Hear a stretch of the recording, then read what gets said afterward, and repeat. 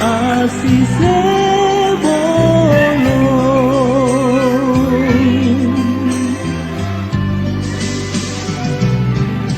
tanoni hasatam bersinane soban wakenya lepa ampe ufabu uba ubelege meya odo kegetenafe. Selamat pagi dan salam sejahtera bagi kita semua. Yahoo! Bapak Ibu yang saya hormati dari Sabang sampai Merauke, dan terlebih-lebih kepada Bapak Ibu dosen penguji praktik pembelajaran ujian kinerja. Izinkan perkenalkan, nama saya Listina Zebua, mahasiswa PPG dalam jabatan kategori 1 gelombang 2 tahun 2022 di Universitas Muslim Nusantara Al-Wasila.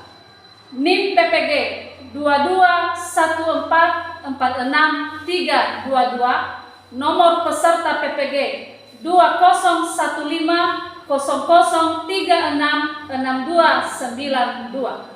Saya sedang melaksanakan ujian kinerja di SMK Negeri 1 Hili Serangkai, Kabupaten Nias, di kelas 11 OTKP 1 dengan jumlah siswa 20 orang pada hari Senin 12 Juni 2023. Demikian yang saya sampaikan. Selamat menyaksikan.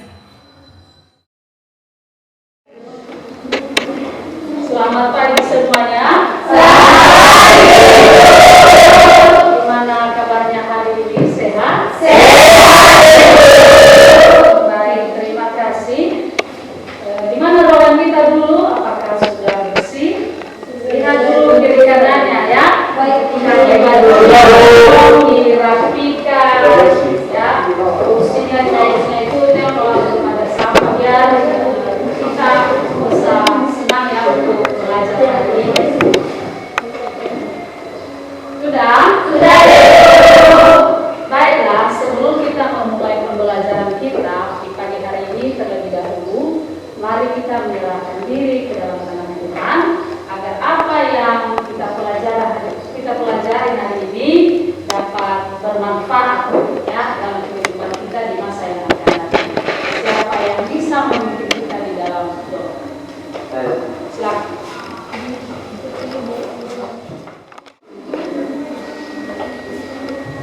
Baik teman-teman, sebelum kita menggunakan kesempatan dia, terlebih dulu mari kita berdoa.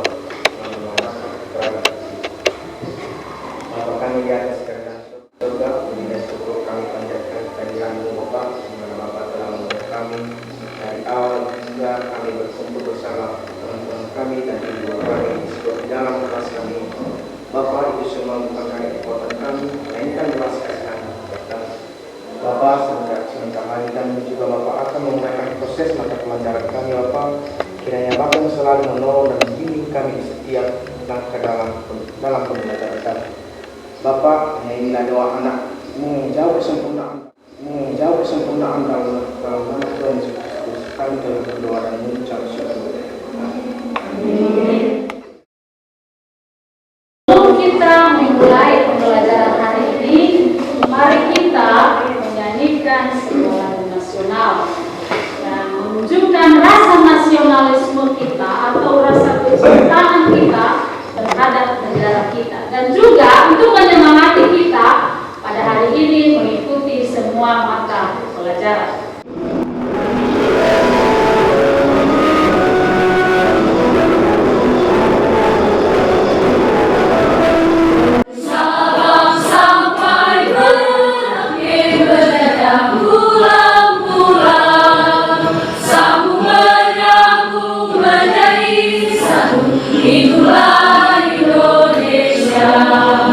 Indonesia tanah airku, aku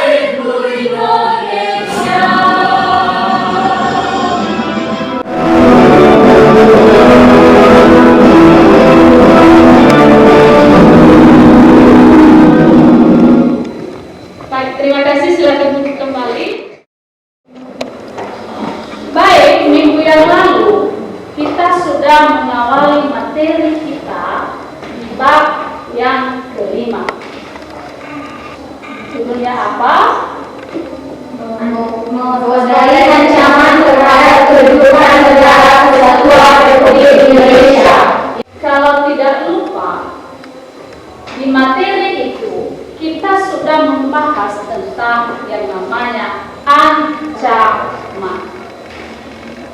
Siapa dulu yang bisa menjelaskan kepada kita ancaman itu apa? Silakan. Baik, Margaret, silakan. Ancaman itu merupakan setiap usaha atau kegiatan baik dari dalam negeri maupun dalam negeri yang bisa membahayakan kedaulatan negara, keutuhan dan keselamatan bangsa. Ya.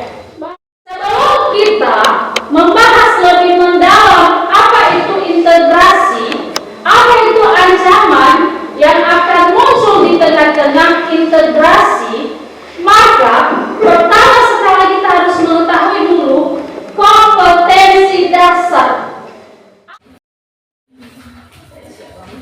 Baik, sekarang ini adalah tujuan pembelajaran kita hari ini. Ada 4 tujuannya. Yang pertama, dengan menggunakan model pembelajaran Project Based Learning atau disingkatnya dengan PJBL dan diskusi kelompok, peserta didik dapat memberikan pendapat sendiri tentang ancaman integrasi nasional dengan tepat, baik dan benar. Artinya, ketika suatu saat atau seseorang menanyakan kepada anak-anak kami, ancaman itu apa?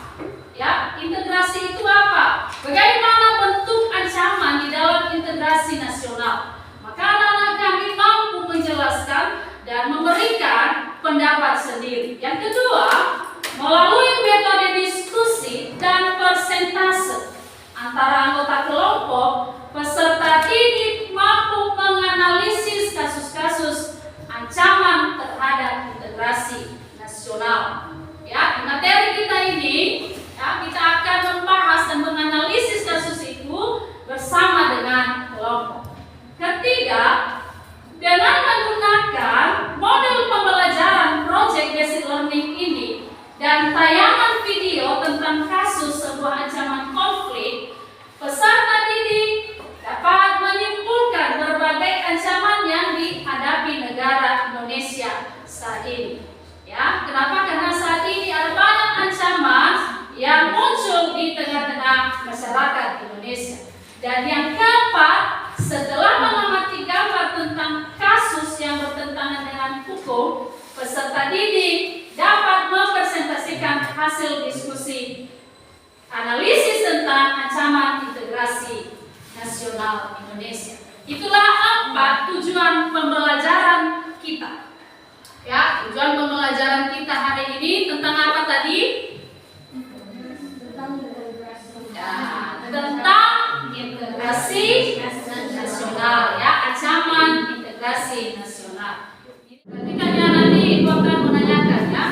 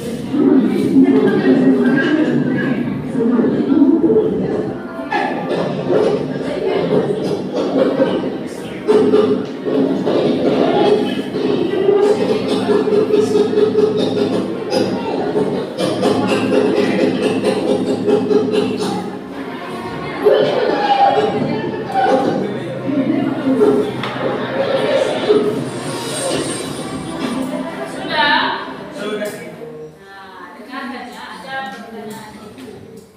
Siapa yang bisa nanti? Sudah mampu menyimak apa yang terjadi pada tayangan video tadi. Siapa yang bisa? Siapa yang bisa? Baik, silakan berdiri. Di Papua. Ya, Papua dengan di Indonesia.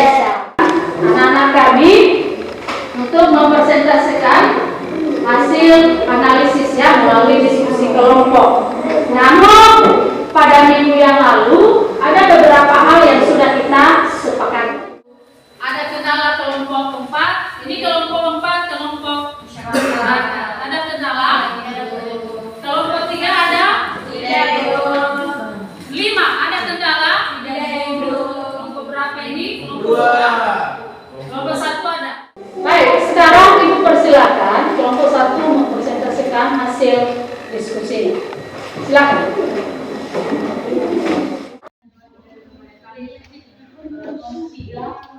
Itu mengenai ancaman di bidang ekonomi. Nah, pertama-tama kita harus mengetahui apa yang dimaksud dengan ancaman di bidang ekonomi. Ancaman di bidang ekonomi adalah merupakan segala jenis usaha atau kegiatan, baik itu yang berasal dari luar negeri maupun di dalam negeri, yang bisa dinilai mengancam dan membahayakan keamanan finansial serta pertumbuhan ekonomi nasional bangsa Indonesia.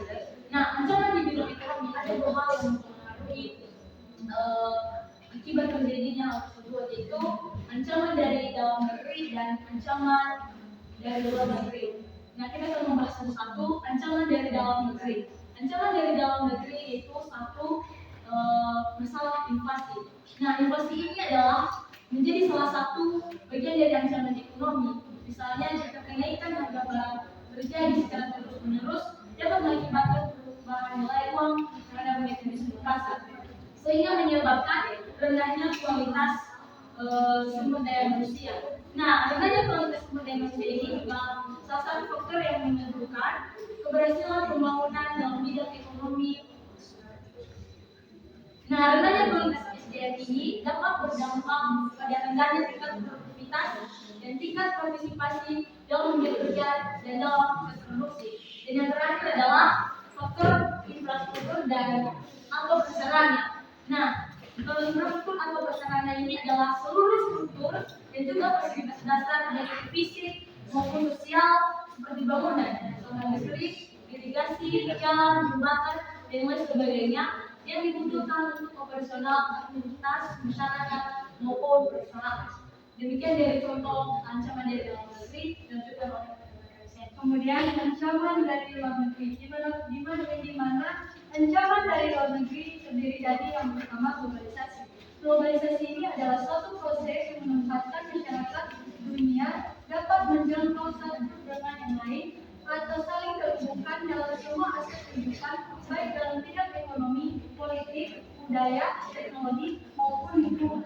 Kemudian yang kedua, ketergantungan kepada impor, di mana bergantung pada barang-barang impor menjadi satu ancaman ekonomi di suatu negara. Jika barang-barang impor dari luar negeri lebih banyak beredar daripada barang dalam negeri, hal ini akan membuat tergantungnya stok barang di dalam negeri. Kemudian utang. Utang atau pinjaman ini adalah suatu tanggungan wajib yang harus dibayar karena adanya transaksi pembelian suatu barang atau jasa secara kredit dan harus dibayar dalam jangka waktu tertentu. Dalam dunia akuntansi, pinjaman artinya pengorbanan ekonomis untuk kepentingan masa depan yang berbentuk penyerahan aktiva dan jasa serta sudah ada kesepakatan. Baik, adapun kesimpulan dari kelompok kami, yaitu faktor penyebab ancaman di bidang ekonomi terbagi dua, yaitu ancaman dari dalam negeri maupun dari luar. Faktor penyebab ancaman dari dalam negeri yaitu masalah ekonomi yang terjadi seperti sistem ekonomi yang tidak jelas, kondisi politik dan hukum dalam negeri, kurangnya ketersediaan infrastruktur, dan banyaknya pengangguran dan inflasi. Sedangkan faktor penyebab ancaman dari luar negeri adalah faktor yang mengancam perekonomian sebuah negara dari luar atau dari negara lain. Kemudian, beberapa jenis ancaman di bidang ekonomi yang berdampak turunnya kinerja ekonomi di antaranya yaitu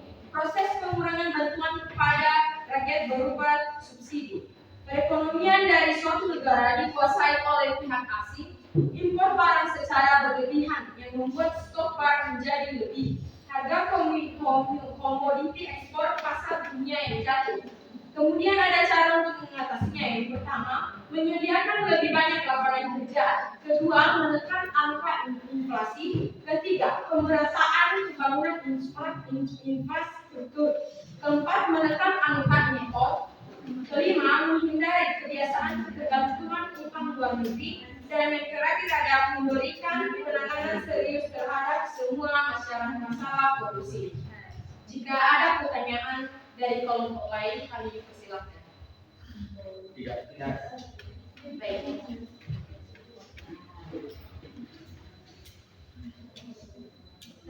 Pertanyaannya yaitu apa yang dimaksud dengan inflasi dan mengapa inflasi itu?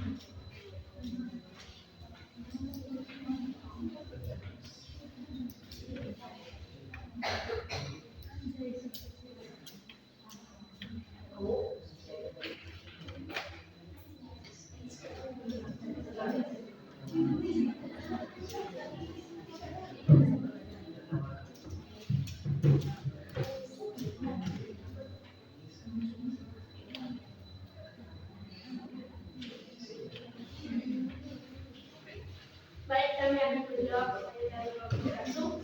Pertanyaan itu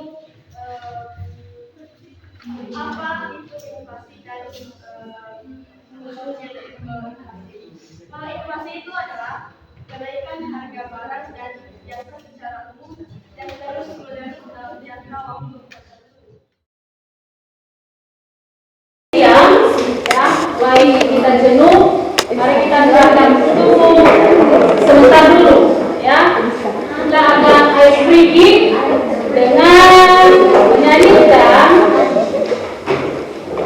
sebuah lagu dari daerah kepulauan kita atau lagu suku kita, yaitu lagu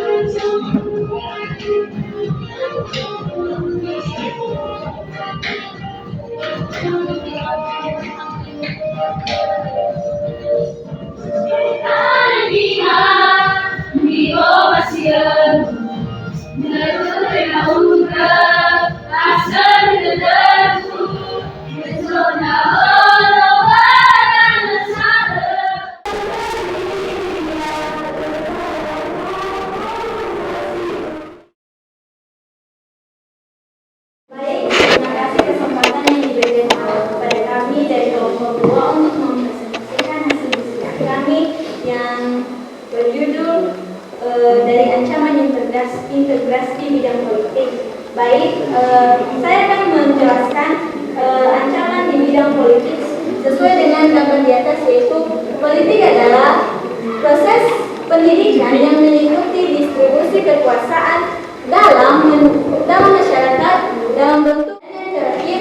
Politik dapat digambarkan sebagai seni dan sains untuk mendapatkan kekuasaan baik secara konstitusional maupun non konstitusional. Baik, akan dijelaskan oleh teman kami Kos, ancaman dari dalam negeri dan maupun ancaman dari luar negeri. Baik, saya akan menjelaskan penyelesaian pertama yaitu ancaman dari negeri. Yaitu pertama konflik sara yang dikaitkan dengan politik. Ini terjadi karena perbedaan paham dan pandangan yang signifikan dengan sara, yaitu suku, agama, ras, dan antar golongan telah menjadi salah satu pokok konflik sosial yang paling sangat sensitif bagi kegiatan besar publik. Yang dimana konsekuensinya itu konflik sara ini seperti contohnya antar beda suku atau agama, ras, dan antar golongan yang saling berbeda, maka terjadilah sebuah konflik, yaitu membuat korupsi. Korupsi merupakan ancaman yang timbul dalam sebuah konflik. Demikianlah hasil analisis kami dari kelompok 2. Jika ada pertanyaan, kami persilakan. Kalau tidak, maka kami tutup presentasi kami. Apakah ada pertanyaan? Tidak. Baik, terima kasih. Itu saja hasil diskusi kami. Saya ucapkan terima kasih. Ya,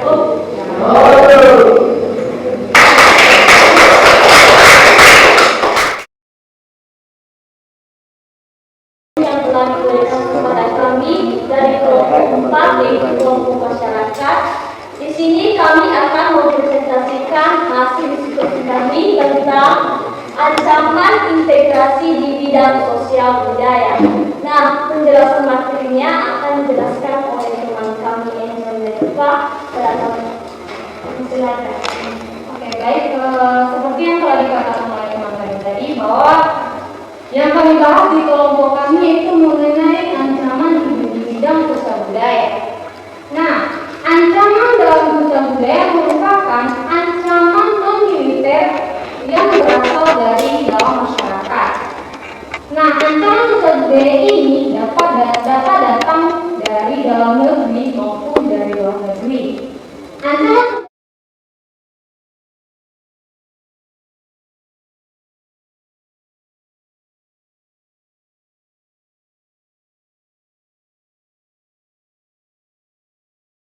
akan bisa menyebabkan utang yang tak kunjung dilunasi.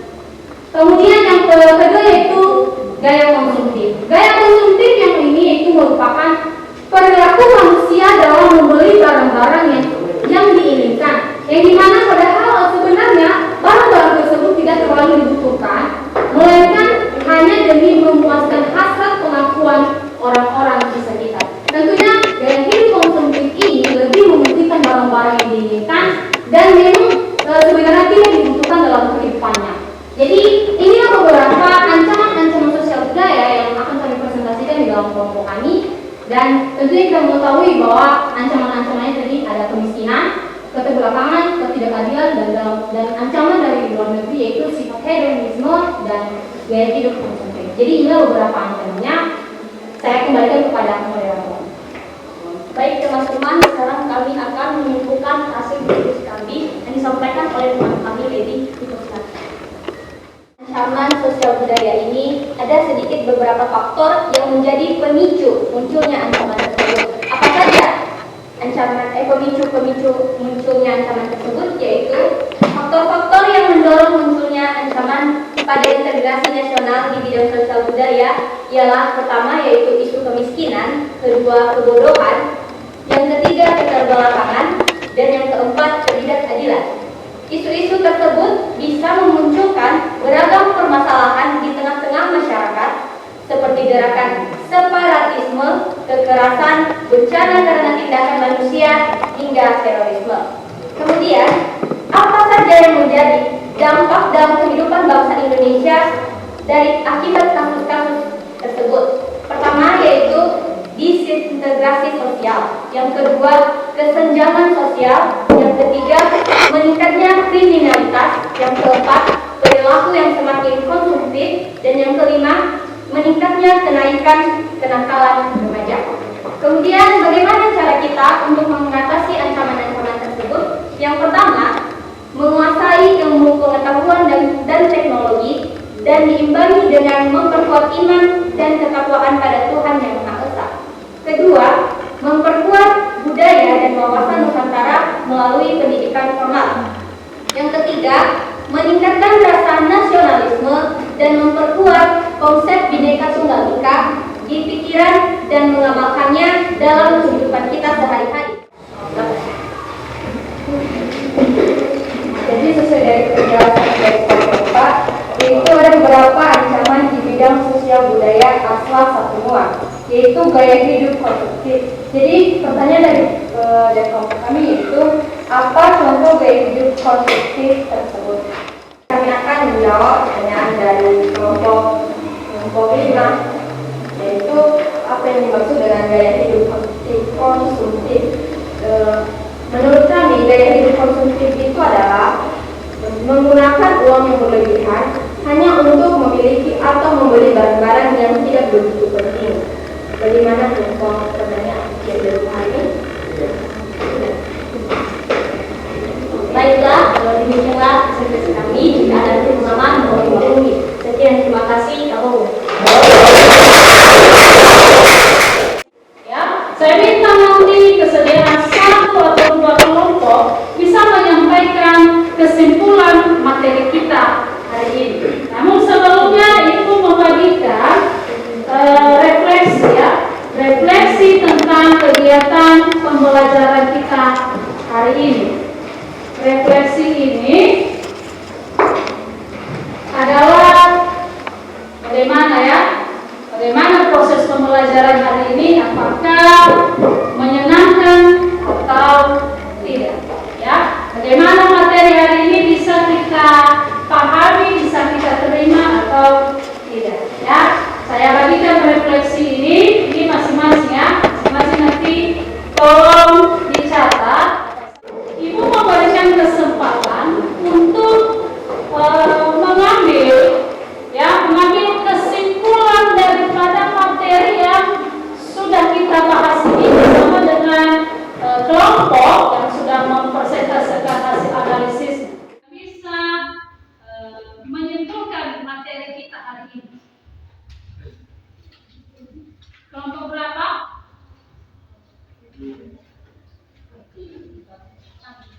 Oke, silakan. Berapa kelompok? Oke, kelompok 4 dulu ya. Persilakan kelompok 4. Di depan saja.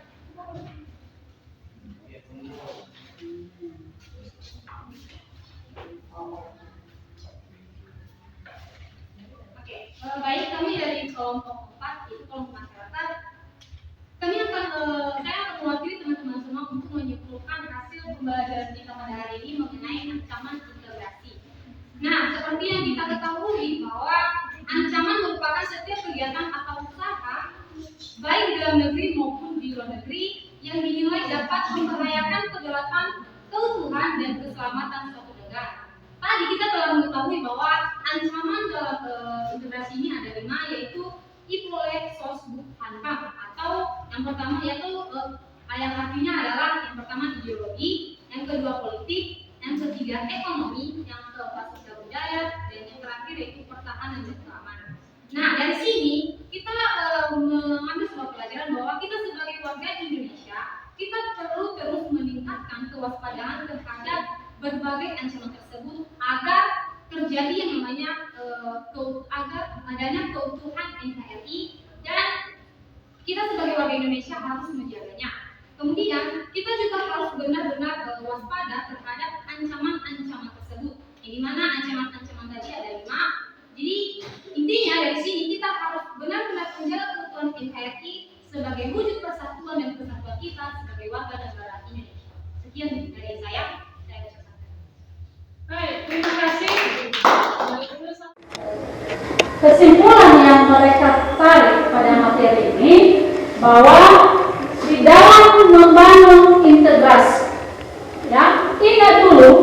negara kita ini adalah negara yang terintegrasi, ya, yang sudah disatukan di dalam semboyan Bhinneka Tunggal Ika. Itu bukti dulu ya bahwa negara kita adalah negara yang terintegrasi. Nah, di tengah-tengah integrasi ini, maka negara kita selalu diperhadapkan. Itu ancaman. Bagaimana pengangguran itu jangan terjadi, jangan bertambah lagi di negara kita. Nah, kita mulai dari diri sendiri. Ya, mari kita membuka lapangan kerja kita sendiri berdasarkan skill atau keterampilan yang kita miliki. Nah, itulah ya inti dari materi kita hari ini. Sekali lagi, intinya di sini kita sudah bisa memahami, mengenal apa saja bentuk ancaman yang dihadapi oleh negara Indonesia di tengah-tengah persatuan dan kesatuan Indonesia. Jadi setelah ini nanti ya kita upayakan ya, kita mampu mencegah yang namanya ancaman. Nah, baiklah, mungkin ya sebentar lagi kita akan mengakhiri ya pertemuan untuk hari ini. Ibu nanti akan memberikan tugas atau berupa evaluasi kepada anak-anak kami melalui Google Form. Kemudian materi kita selanjutnya, tolong nanti anak-anak kami membahas ya, membuka kembali berdoa, dan kita akhiri dengan doa karena Tuhan sudah ya menolong kita, membimbing kita dari awal pembelajaran hari ini hingga kita akhir. Saya minta kesediaan anak kami suci membawakan kita di dalam doa penutup. Apa yang baik, apa yang ada dalam kerajaan surga. Terima kasih Bapa yang sudah memilih kami dari awal pertengahan hingga akhir pembelajaran kami. Sudah membimbing kami, melindungi kami, dan kami bisa mengakhiri